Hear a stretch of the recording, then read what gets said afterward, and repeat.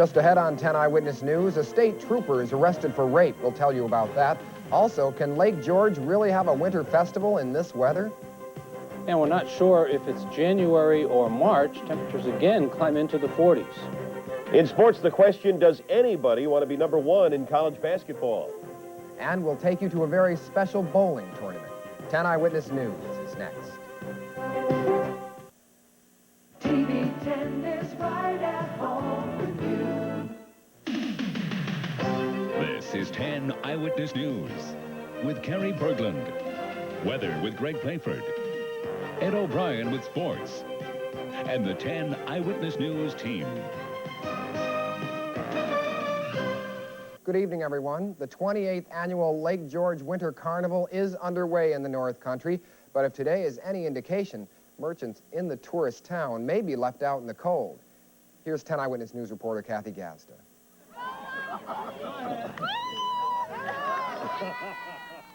No matter how warm it is outside, that annual first dip into the icy waters of Lake George never seems to get easier for the Winter Carnival Queen and her court. You kind of lose circulation. I mean, it feels like, you can't feel your legs. They're so cold after a while.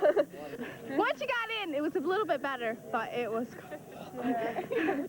If the water is brisk, business along Canada Street is not, at least not yet. Turnout for the first weekend of the Winter Carnival, roughly 1,000. That's much lower than expected, and it's leaving merchants a little nervous. It gets a little tough here after the season, and we stay open and we hope we make up for it in the Winter Carnival. The problem right now is the ice, or the lack of it on this majestic lake. There were a handful of snowmobilers ready to take their chances, but the carnival races had to be canceled. All your races out there draw a lot of crowds, and since the ice is only 10 inches, and if we had 1,000 people out there, it'd be a little shaky. The races are rescheduled for February 4th and 5th. Organizers of the carnival admit without all the activity out on the lake, there really hasn't been a lot to do here this weekend. They're hoping Mother Nature will be more cooperative next weekend. But they're not leaving that to chance. Later this afternoon here in Shepherd Park, they plan the first ever bonfire and snow dance. Silly superstition, you say? Well, maybe, but we'll have to wait till next weekend to find out for sure. Kathy Gazda, 10 Eyewitness News in Lake George. The festival will be held each weekend during the month of February. A state trooper is charged with rape and sodomy and several lesser counts, and he has been suspended from the force. 35-year-old Richard Bennett, Jr. of Clifton Park will go before a grand jury Tuesday in Saratoga County on the charges. Bennett allegedly attacked a 29-year-old woman. He is an 8-year veteran of the state police, and he is free tonight on $25,000 bail. A Hudson man is behind bars as well tonight, accused of striking an 11-year-old girl. Police tell us 27-year-old David Dory is charged with second-degree assault for hitting the girl several times with a metal bar. He is being held at the Saratoga County Jail pending $2,000 bail. Due to the young age of the victim, police are not releasing any more details. A setback tonight for a Massachusetts official investigating the murder of 6 New Bedford women. Bristol County District Attorney Ronald Pena says he wants hair and skin samples of an area attorney connected to the case, but a judge today denied that request. The bodies of the 6 women were found along the highway over a 6-month period in 1987. All 6 women were in their early 20s and were suspected of being prostitutes. Police have identified all but one of those victims. 2 of the victims of the Flight 103 Pan Am crash are remembered in Oswego tonight. Memorial services were held for Colleen Bruner and Lynn Hartunian, both students studying abroad from the State University in Oswego. Lynn Hartunian's body was buried in her hometown of Schenectady earlier this month. As you probably recall, 270 people were killed when a bomb exploded on board the Pan Am jet last month in Lockerbie, Scotland. Rescue workers have recovered all but 11 of those bodies.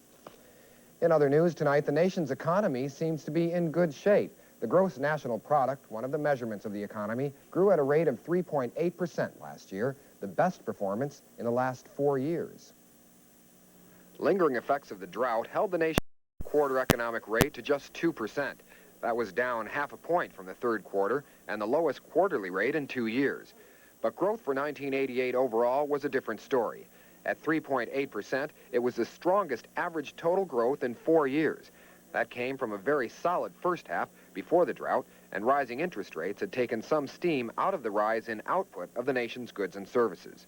The fourth quarter brought a slowdown in business and consumer spending, and some disappointment in foreign trade, as imports remained stubbornly high and export growth slowed. But by year's end, the Commerce Department's measure of inflation also had eased back from a third-quarter level that alarmed some economists. Some Capital District athletes are on their way to the state Special Olympics tonight. That's after hundreds of people spent the day in a bowling Olympic tournament today. About 300 athletes from 6 different counties gathered at the Hendrick Hudson lanes to try for their chance at the state Special Olympics. Organizers tell us about 30 athletes qualified, but everyone involved seemed to be having a great time. And that's the bottom line there. Still ahead on 10 Eyewitness News, area veterans join forces to plan out events for next year. We'll tell you what they have in store when we come back. Some very cold air is getting ready to return to the Northeast, but not over the weekend. I'll have a mild forecast coming up in a few minutes. Stay with us. More than 1,000 veterans are in the Capital District this weekend for the American Legion's annual midwinter legislative meeting. Delegates from across the state gathered at the Desmond Americana to discuss important veterans issues, including the issue of MIAs in Southeast Asia. We have now been into Vietnam with joint U.S.-Vietnamese search teams, looking at crash sites, trying to determine exactly what happened to one or more missing men. And we believe that we're on the right track. The conference runs through tomorrow afternoon. Well, after organizing and fundraising for years to get the local Women's Center on its feet, the Albany Women's Building is preparing now for its grand opening. And joining us tonight to talk about this ambitious project is Audrey Seidman, co-chair of the Grand Opening Committee. First of all, Audrey, thanks for stopping in tonight. Thanks for inviting me, Cary. Let's talk first about why there's a need and what the purpose of the Women's Building is going to be in the Capital District. Well, for almost 2 decades, women around the Capital Region have been trying to organize to create a space for women to come together, to share their diversity, to have cultural events, educational events, recreation. And that's why this building has been created today. Okay, that in itself is enough, but this building is also going to offer several different and varied and sundry services for women as well, is it not? Well, the building itself does offer programming, but one of the unique aspects of the Women's Building is that we have tenants, which helps us, in fact, to support the community space.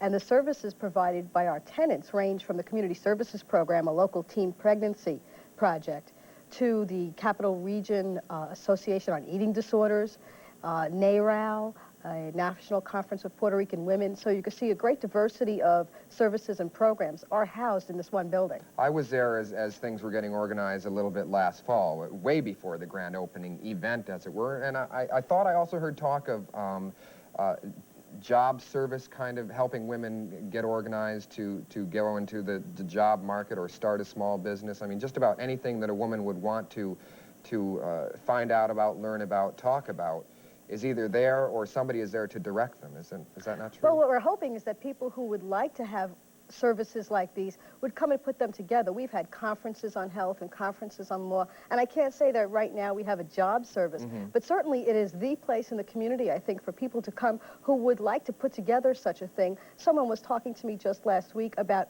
where can returning women students get resources for scholarships and going back to school, and I said, this is the place to bring that information and hold a workshop. Absolutely. Now, the big party coming up next weekend, right? The grand opening? Right. What's happening?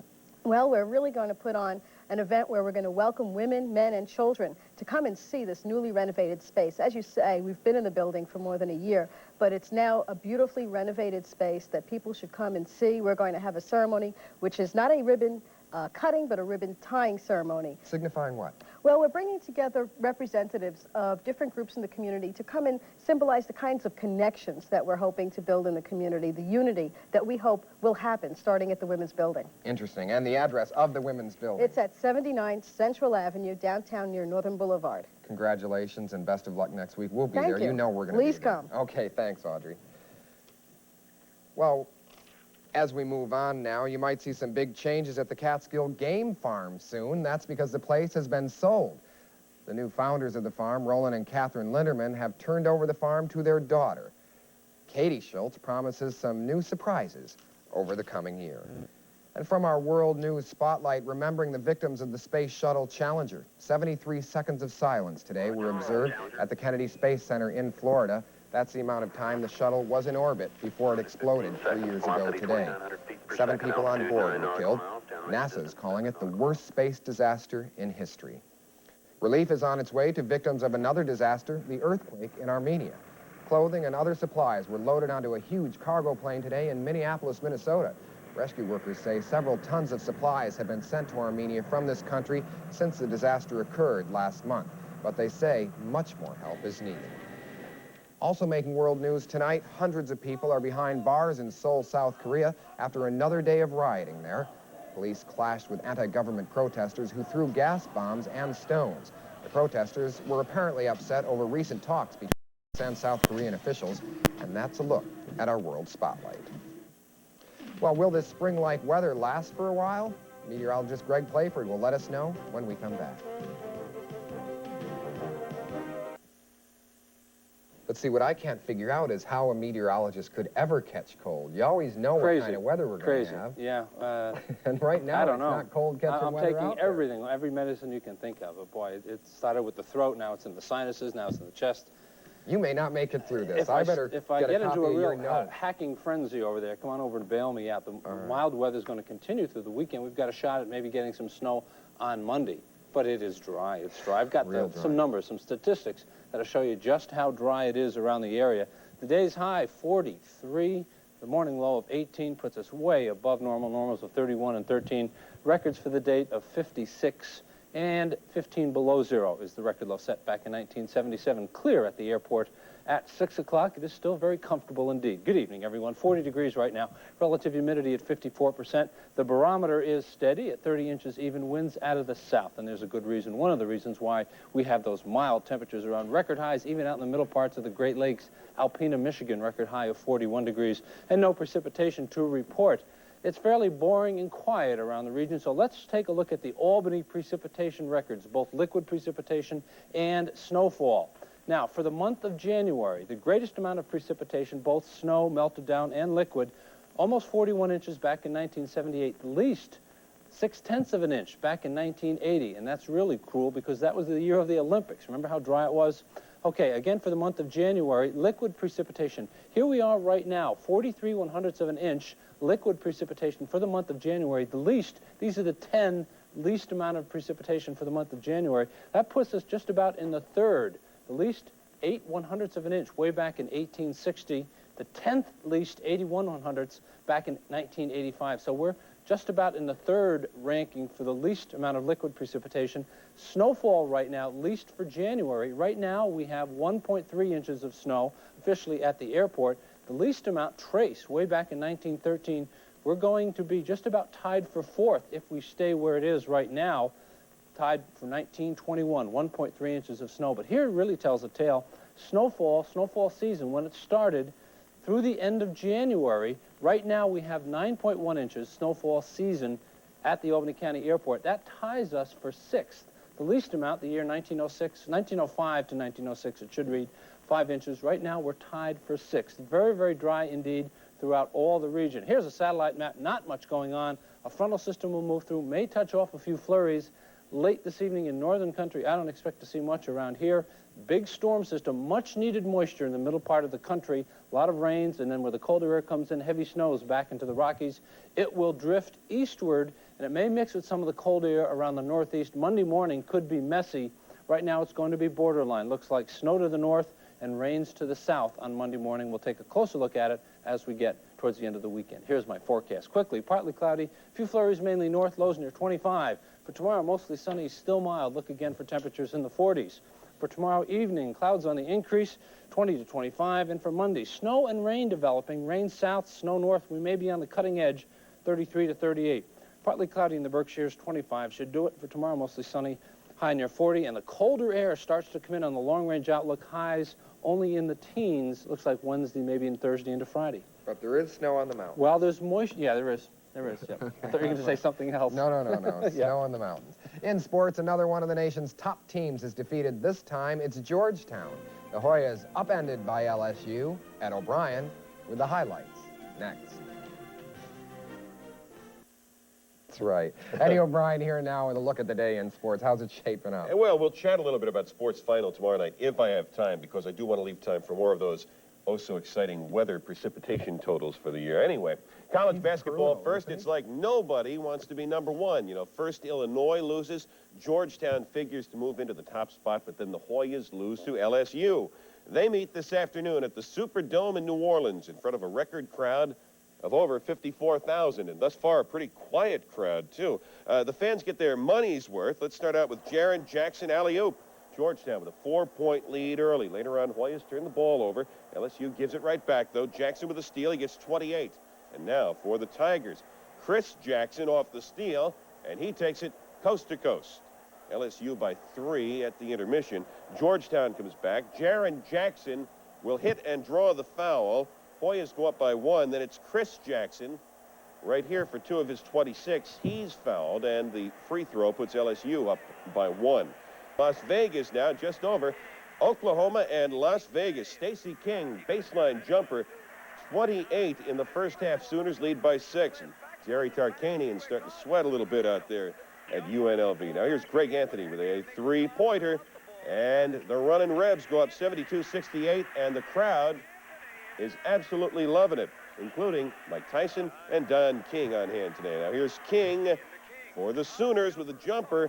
He gets 48 points in this game, and then Sooners up by 2 down the stretch. Pookie Blaylock with a steal as time runs out, and Oklahoma wins 90-88. Let's go to the scoreboard now. Number 5 Missouri beats Nebraska 22 in that game for Byron Irvin. Georgia Tech loses at North Carolina, and number 9 Seton Hall wins big over BC. And this game played at the Meadowlands. This is John Morton for the Pirates, 2 of his 30 points, and that's his career high. Not too many bright spots for BC in the game. Here's one, though. Off the turnover, Steve Benton is the guy who will bring the ball up the court and take it in uncontested for the layup. And then for Seton Hall, Nick Gasikas with a jam at the other end, and Seton Hall again beats BC. This is like the icing on the cake, 103-79 the final score.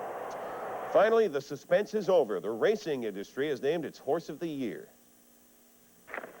It's my pleasure to announce that the 1988 Eclipse Horse of the Year is Ali Sheba. Ali Sheba, racing's all-time leading money machine, wins Horse of the Year honors, clobbering Personal Ensign in the voting. I would have voted for the filly. Unbeaten, 13 career starts, racing with screws in her leg. I think she deserved it, but that's not to take anything away from Ali Sheba.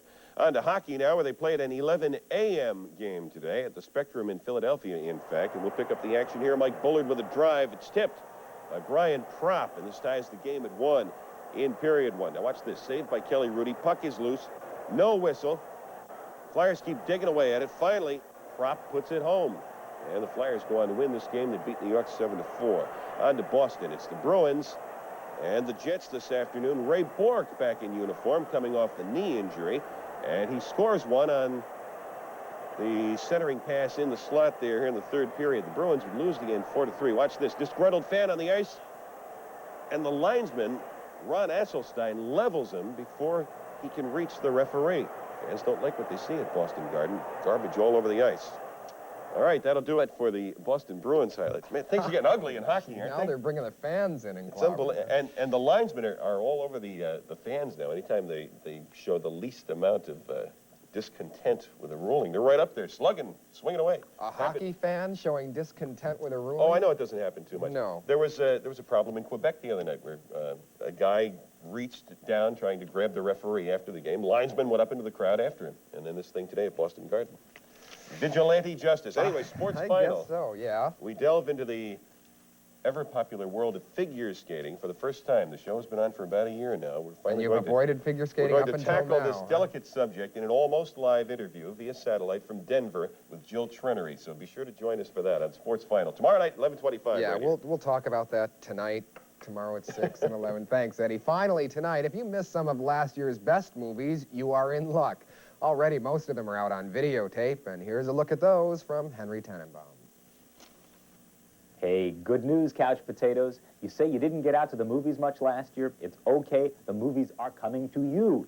In fact, 3 of my favorite films of 1988 are just coming out on home video.